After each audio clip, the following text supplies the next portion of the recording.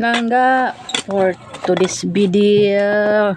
Mangguna ta guys, mangguna ta mga langga kay labong na kaya atong garden. Ang atong okrahan, ato na pong gunahan kay nitubo na pud ang mga sagwat.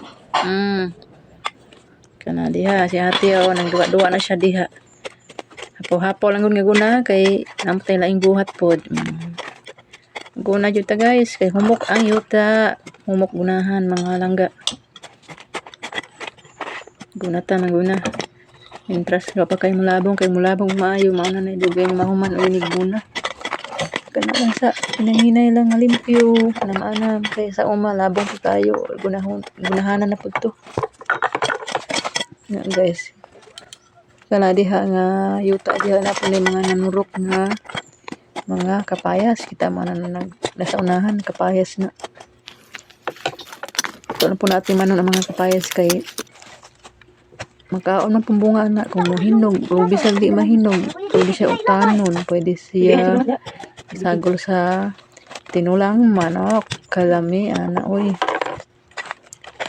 mga bisaya na nga kapayas tapos unahan mga gagmay kig lawas ba itong timanon og apil aron mo tambok matubog tarong mamunga og daghan gina siya guys.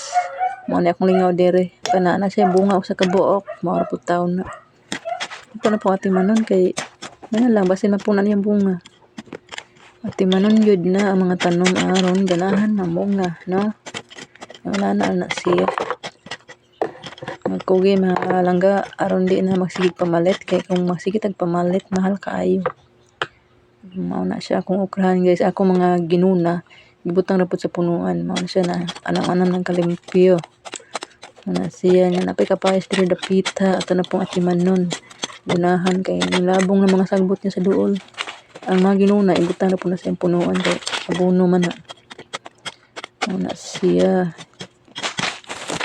ayaw kay humok-humok na yuta nindot ka ng guna kay humok na yuta mga langga ang guna ta